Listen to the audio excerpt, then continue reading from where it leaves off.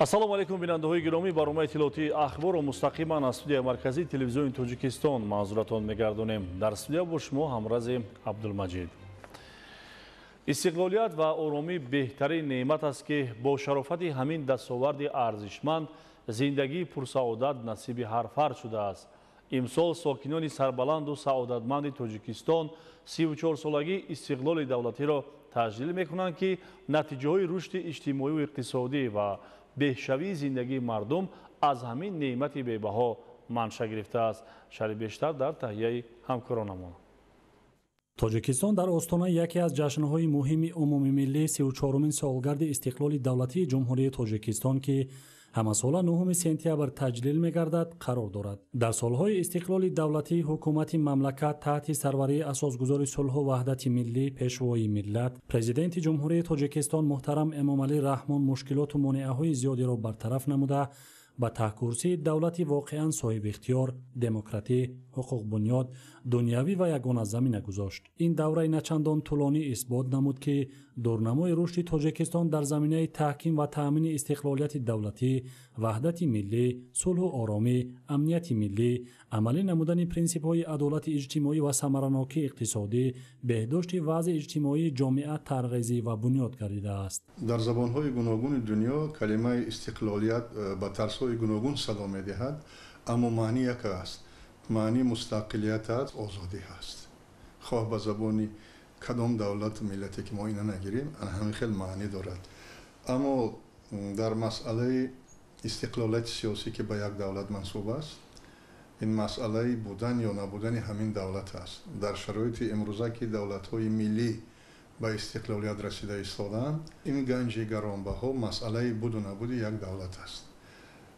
аз нуқтаи назари он ки давлатсозӣ оғоз дораду анҷом не, ба мисли ҳамин арзишҳои давлатӣ ва арзишҳои миллӣ, ба мисли истиқлолият, ба мисли ваҳдат, ба мисли амният, ба мисли суботи давлат, ҳамаи инҳо дар шароити истиқлолият доштани давлат имконпазир ҳастанду халос.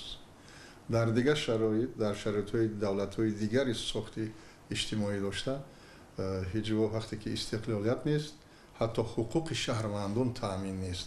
чунки вақте ки дар давлат истиқлолият ҳаст, ҳуқуқҳои шаҳрвандон ба тариқи конститутсионӣ кафолат дода мешаванд. дар шароити мураккаби авзои сиёсии минтақа ва ҷаҳон, бархурди манфиатҳои миллӣ, маҳз муттаҳидӣ, ҳамдилӣ, ягонагӣ ва сулҳу субот метавонад миллатро аз вартаи нобудӣ наҷот дода, боиси зиндагии осоишта гардад. сулҳу оромӣ ва суботи сиёсӣ дар мамлакат боиси он гардидааст, ки дар даврони соҳибистиқлолии ҷумҳурии Тоҷикистон мезбони чорабиниҳои сатҳи минтақавӣ ва байналмилалӣ гардида, ҳамчун кишвари ташаббускор дар арсаи байналмилалӣ шинохта шудааст. миллат ҳамчун як воҳиди этникӣ бояд ба қадри истиқлолият ҳамчун як арзиши гаронбаҳотарин, ки аз ин дида дигар арзиши волову боло нест, бояд муносибат кунад.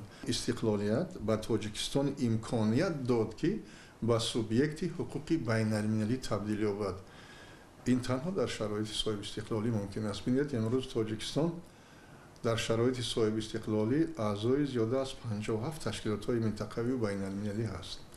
зиёда аз 190 давлати дунё Тоҷикистони соҳибистиқлолро ба расмият мешиносад. соҳибистиқлолӣ як симои давлат аст, симои миллат аст ва мазмуни ҳама гуна барномаву нақшаву стратегияҳову ҳамаи консепсияҳоро намин соҳибистиқлолии давлат ташкил медиҳад.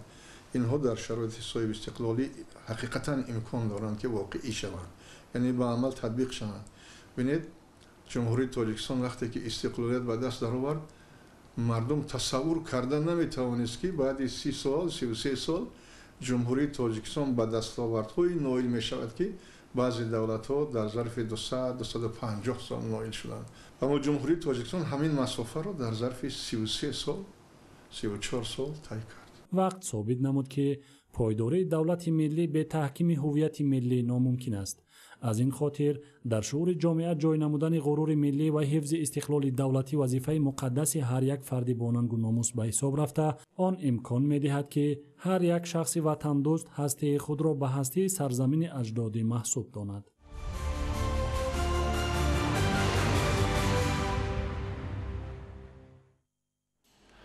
کارمندان و علمان فیلیال اینستیتوت زراعتکاری ولایت خاطلون با استفاده از تجربه دوام چند سال است که در یک قسم علاهیده زمین‌های تجربوی خود کشتی زیر پلیونکه پنبه‌دانه‌ها را می‌گذرانند که حالا نشاندادها در این سمت نظررس است. ادامه موضوع در تهیه همکارمون سعیدشوی مرادعلی. ҳамасола кормандони филиали институти зироаткории шаҳри бохтар баҳри муайян кардани ҳосилнокии тухмиҳои пахта ки дар минтақаи вилояти хатлон мутобиқ аст аз ҳама намуди санҷишҳои илмӣ гузаронида дар натиҷа аз тухмиҳое истифода менамоянд ки сифатан хуб ва ҳосилнокӣ баланд дошта бошад. имрӯзҳо ки дар қидаҳои таҷрибавии филиали мазкур маъракаи ҷамъоварии пахта оғоз бахшида шудааст, ҳосили майдонҳои кишшуда фаровон ба чашм мерасад. ҳудуди филиали институти зироаткорӣ дар вилояти хатлон 240 гектар заминаи обии кора мавҷуд мебошад. дар майдони 85 гектар кишти пахта гузаронида шудаги аст. оянда кӯшиш мекунем ки алоқаи байни деҳқони олим зиёд шаваду деҳқон як ҳосили фаровон гирад. ҳудуди заминҳои корам дар филиали мазкур масоҳати 240 гектарро ташкил медиҳад ки дар 93 гектари он кишти тухмиҳои гуногуни пунбадона гузаронида шудааст. дар шаҳри бохтар мувофиқи дурнамо 538 гектар замин мавҷуд буд. аз ин ҳосили дилхоҳ рӯёнда гирифтем. ғалатдонагиҳо, сабзавотҳо 250 гектар кишти пунбадона гузаронда шудааст. айрӯи тавсияи олимо мо ҳамин дараҷа расидем ки ҳосили хуби дилхоҳ ба даст биёрем. бояд гуфт ки бо дар назардошти дигаргуншавии иқлим солҳои охир олимони филиали институти зироаткорӣ дар вилояти хатлон кишти зери пленкаи пунбадонаро ба роҳ мемонанд ки натиҷаҳо дар ин самт мусби арзёбӣ мегардад. аз рӯи навое ки бояд мо офарем ки ба тағйирёби иқлим устувор бошад, ба ҳамин гармиҳо, ба иқлими мо, ба иқлими хок мутобиқ бошад ки деҳқон аз кишти кардагиш, аз кори кардагиш зарар набинад. мавриди зикр аст ки олимону мутахассисони ин бахш вобаста ба манотиқи ҳар шаҳру ноҳияи вилояти хатлон тухмиҳое омода месозанд ки ба табиату обу хоки ҳамон мавзеъ созгор бошад. натиҷа ин аст ки соли ҷорӣ нашонамо ва ҳосилнокии майдонҳои пахтазор нисбат ба солҳои қаблӣ тафовути зиёд дорад. саидшоҳи муродалӣ, искандари саид, шаҳри бохтар, ахбор.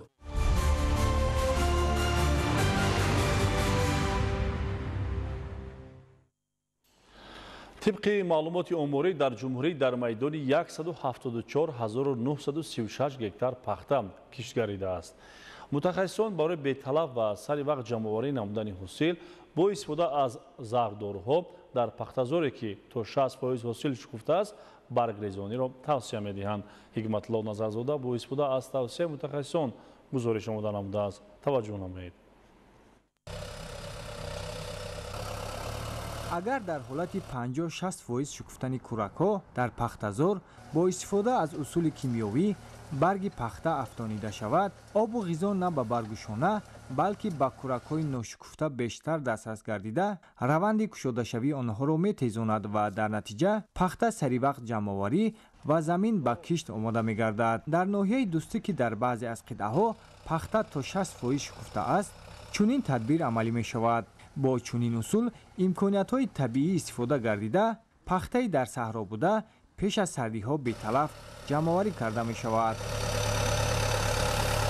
نتیجه آموزش و تحلیل حالت فیتوسانیتری کشتی پخته از طرف علیمان و متخصصان مؤسسه دولتی حفظ رستنی‌ها و خیمیکنونی وزارت کشاورزی جمهوری تاجیکستان نشان داد که در منطقه‌های گوناگون جمهوری وابسته از اقلیم محل و نوع پخته نمودهای گوناگون ضرررسان و کسلی‌ها پهن گشتند. مقصد اساسی استفاده دفلنت‌ها از آن عبارت است که هنگام پوشیدن این دفلنت‌ها به زمین پخته‌زار این در نوبت اول به برگ تاثیر می‌رساند. یعنی در برگ این فتوسینتز پس می‌شود، روند مبادله ماده‌های ارگانیکی در برگ قطع می‌گردد. هنگام ریختن برگ حرارت هوایی که آفتاب به زمین تاثیر رسانده گرمی در زمین باقی می‌ماند که اینم به شکفتن کورک‌ها یاری می‌رساند. در دوره نشونمای زراعت پخته با مقدار کفایتی موجود بودن فراوانی گرمی، روشنی، نمناکی و دیگر عوامل‌ها برای انکشاف شماره زیادی ضرررسان و کسلی‌ها شرایط مساعد پیدا می‌شود. بنابر همین از جمله دیگر چرابینی‌ها برای رشد مینبعدی زراعت پخته با مسئله محافظت آنها دقت مخصوص داده شود و گذراندن چنین تدبیر هم به نیست شدن حشرات ضرررسان و کسلی‌های پخته که مکان روزگذرانی آنها برگ شانه محسوب می‌یابد تأثیر منفی می‌رساند. ҳангоми гузарондани дефолятсия яъне ки истифодаи дефолянтҳо вақти барги пахта рехт қатори ҷӯякҳо шамолрас мешавад ки ин ҳам барои расидани пахта яъне ки шукуфтани кӯракҳо яъне ки ёрӣ мерасонад. айни замон ҷамъоварии пахта аз ноҳияҳои гарми ҷумҳурӣ оғоз гардида барои беталаф ғундоштани майдони пахтазор пеш аз боронҳо ба итмом расониданро тавсия медиҳанд, зеро боронҳои пайдарпай сифати нахи пахтаро паст намуда ба майдони тухмипарварӣ низ бетаъсир намемонад. дар чунин ҳолат истифода аз дастуру тавсияҳои мутахассисон ва дар амал татбиқ намудани он аз манфиат холӣ нест.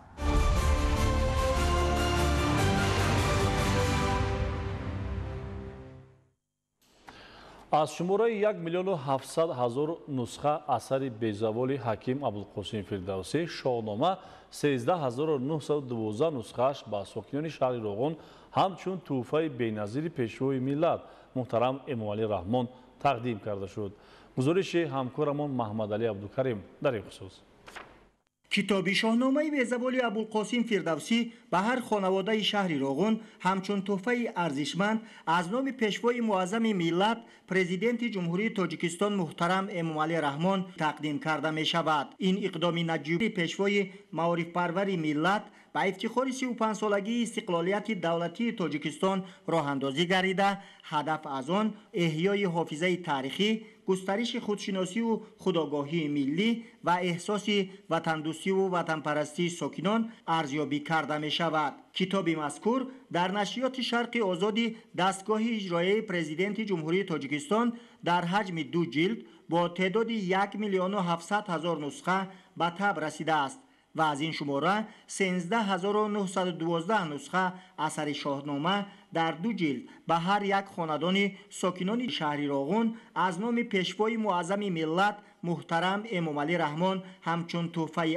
арзишманд тақдим карда мешавад. мо ҷавонон миннатдории худро ба пешвои муаззами миллат муҳтарам Эмомалӣ Раҳмон мерасонем ки барои мо ҷавонон чунин китобҳоро тақдим мекунанд. мавриди тазаккур аст ки ин иқдоми наҷиб ва фарҳангпарваронаи сарвари давлат муҳтарам Эмомалӣ Раҳмон дар баробари дигар ташаббусҳои созандаашон аз ҷумла нашр ва тақдими асари барҷастаи аллома Бобоҷон Ғафуров тоҷикон ба ҳар як хонавода метавонад барои боло рафтани ҳисси худогоҳию худшиносии миллии ҳар як сокини кишвар хидмат карда барои тарбияи насли бедору созанда ҳамаҷониба мусоидат намояд. Маҳмадалӣ Абдукарим, Айюби Маҳмурод, Хайрулло Холмуминзода, Роғун, Ахбор.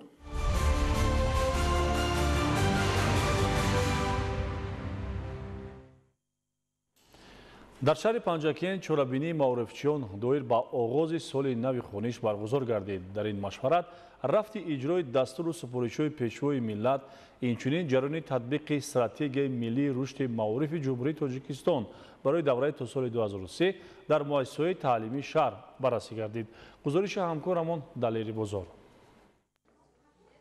қабл аз оғози машварат иштирокчиён аз намоиши ҳунари аъзоёни маҳфилҳои муассисаҳои таҳсилоти иловагӣ ва кӯдакистонҳо дидан намуданд. зимни нишаст иҷрои стратегияи миллии рушди маорифи ҷумҳурии Тоҷикистон барои давраи то соли 2003 дар муассисаҳои таълимии шаҳри Панҷакент мавриди омӯзиш қарор гирифт. таъкид шуд ки санаи 11 июли соли ҷорӣ дар мулоқот бо фаъолони шаҳри Панҷакент пешвои миллат дастовардҳои соҳаи маорифро дар даврони истиқлол бо далелҳои мушаххас арзёбӣ намуда барои рушди минбаъдаи соҳа вазифаҳои муҳимро муайян карданд. бо иштироки сарвари давлат дар шаҳри Панҷакент як қатори иншооти соҳаи маорифи кӯдакистонҳои нав ба истифода дода шуданд. иштирокчиёни машварат ба масъалаҳои муҳими рӯзмарра низ таваҷҷӯҳ карданд. баланд бардоштани сифати таълиму тарбия, назорати ҷараёни дарсӣ, дарёфти хонандагони соҳибистеъдод, иштироки бештари онҳо дар озмуну олимпиадаҳои ҷумҳуриявӣ ва ҳамчунин омодагӣ ба мавсими зимистон. дар поёни машварат як қатор омӯзгорон ва сарпарастони соҳа бо нишони аълочии маориф ва илми مهم جمهوری تاجیکستان افتخارنامه و سپاسنامه‌های مقامات دولتی قدردانی شدند. در آخر برنامه جالب هنری نیز به اشتراکچیان پیشنهاد گردید. دلیر بازار، خیام جورایف، شهر پنجکند، اخبار.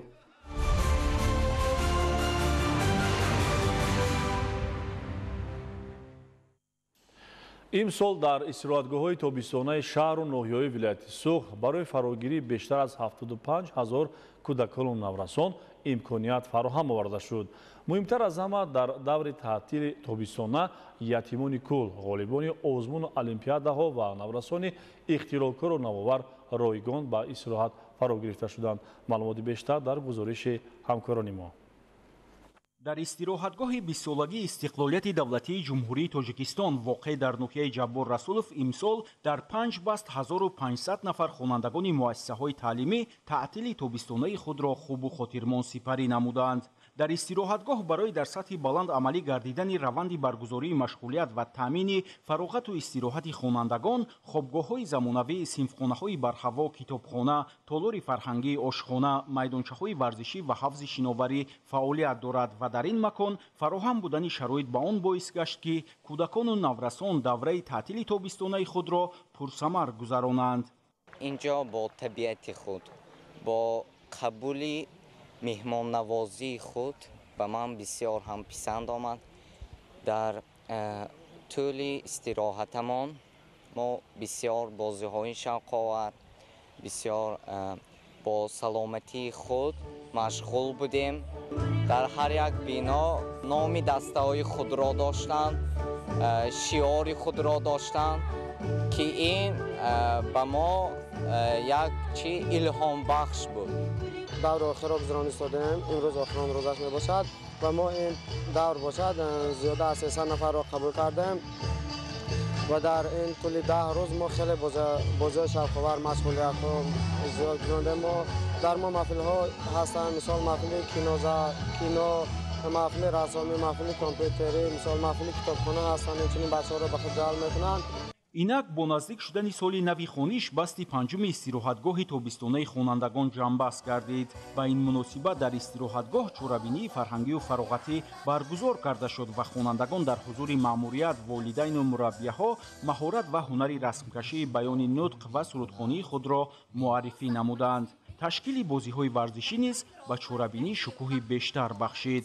дар маросими расмии ҷамъбасти басти панҷум таъкид гардид, ки имсол ҳам бо мусоидати мақомоти иҷроияи ҳокимияти давлатии вилояти суғд хонандагони ятими кӯл, ғолибони озмуну олимпиадаҳо, наврасони ихтироъкору навовар ройгон ба истироҳат фаро гирифта шуданд. барои истироҳати хонандагон дар истироҳатгоҳ ҳамаи шароитҳо фароҳам оварда шудааст.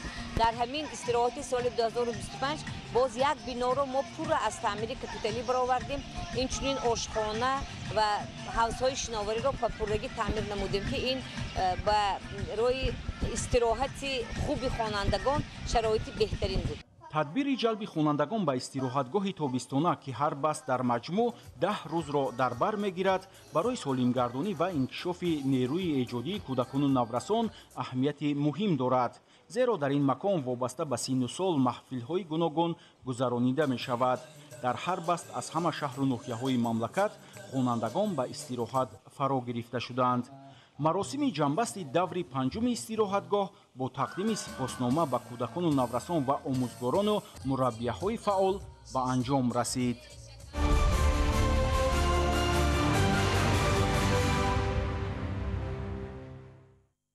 инсон то он даме ки ба беморие гирифтор нашавад ба қадри саломатӣ намерасад. боиси таассуф аст, ки дидаву дониста кор ва ё амалеро иҷро менамоянд, ки ба гирифторшавии бемориҳои гуногун оварда мерасонад. аз ҷумлаи ин бемориҳо фарбеҳӣ мебошад, ки ҷаҳонро ба ташвиш овардааст. гузориши қамараддини ҳусейнзода. фарбеҳӣ солҳои охир яке аз бемориҳои хавфноки сайёра табдил ёфта, он тамоми кишварҳои ҷаҳонро нигарон кардааст, зеро оқибати он ба камумрӣ оварда мерасонад. фарбеҳӣ беморие мебошад, ки бо чарбандии ҷисм алоқаманд буда, зиёдшавии вазни бадан нисбат ба меъёрҳои қабулгарда арзёбӣ мешавад. тибқи иттилои ташкилотҳои умумиҷаҳонии тандурустӣ, дар саросари ҷаҳон ҳар сол на камтар аз 2,8 миллион нафар дар натиҷаи вазни зиёдатӣ ё фарбеҳӣ вафот менамоянд. با تاکید متخصصان соҳаи тиб сабабҳои гирифтор шудан ба бемории фарбеҳӣ танзими нодурусти ғизо мебошад, яъне истеъмоли нодурусти маҳсулоти хӯрокворӣ ва таомҳои дорои миқдори зиёди нерӯ аз қабили гӯшту маҳсулотҳои гӯштии серавған, ширу маҳсулотҳои ширӣ, равғаннокиашон баланд, шакар ва маҳсулотҳои қаннодӣ мебошад. Сабабҳо зиёданд барои фарбеҳшавӣ, монанди бемории гипотериоз. вақте ки инсон ҳосилшавии гормонҳои ғадуди сипаршаклаш аз меъёр паст мешавад, инсон метавонад ки фарбеҳ шавад. ё ин ки стресс, дар ҳолати стресс ки кортизол вақте баланд мешавад, барои оне ки организм худро устувор кунад, дар сар гормон бо номи эндорфин ҳосил мешавад ки иштиҳоро зиёд мекунад. дар ин ҳолат хӯрдани зиёд ба вуҷуд мебиёяд ки метавонад инсон фарбеҳ шавад. дар ҷумҳурии тоҷикистон низ бемории фарбеҳӣ мавҷуд буда, мутахассисон тавсия медиҳанд ки ҷиҳати пешгирии бемориҳои фарбеҳӣ ба ҷои маҳсулотҳои хӯрокворӣ таркибашон чарбдор бояд бештар ба истеъмоли меваю сабзавот ва кабудиҳо таваҷҷӯҳ карда шавад. ҷиҳати пешгирии бемориҳои фарбеҳӣ дар баробари дигар корҳо бояд аз хӯрдани хӯрокҳои тезтайёр даст кашид, зеро тибқи нишондиҳандаҳои оморӣ таркиби хӯрокҳои тезтайёр зиёда аз 1000 килокалорияҳоро ташкил медиҳад. бинобар ин истеъмоли хӯрокҳои тезтайёр инсонро ба бемориҳои диабети қанд, фарбеҳӣ, вазни зиёдатӣ, баландшавии фишори хун гирифтор мекунад. дар ҳама ҳолат лозим аст ки муҳофизи солимии худ бошем.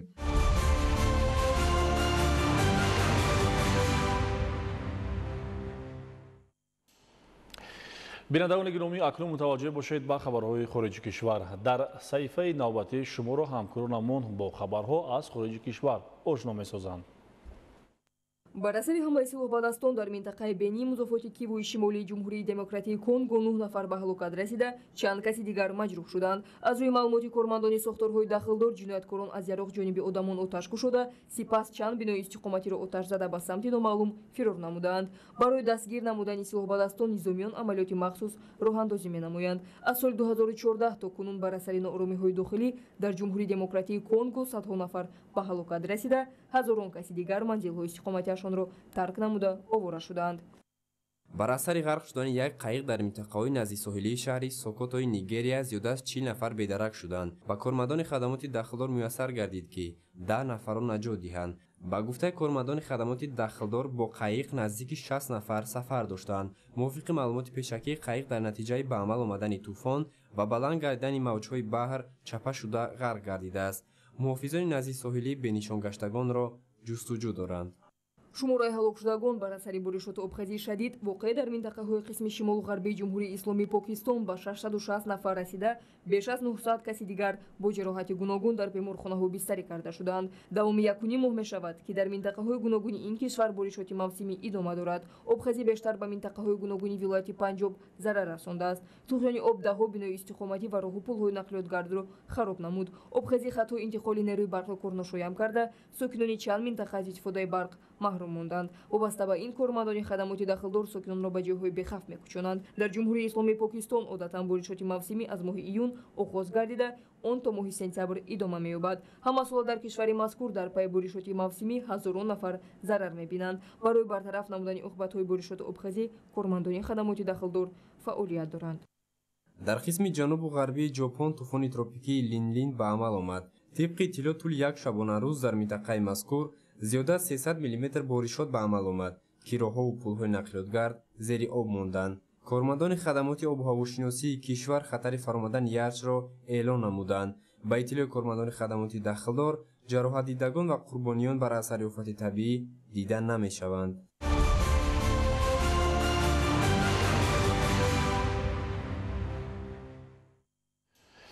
бинандагони гиромӣ, ин буд барномаи иттилоотии ахбор. вале то беҳтарин хушиҳои зиндагиро таманно дорем. бо барномаҳои телевизиони Тоҷикистон бимонед.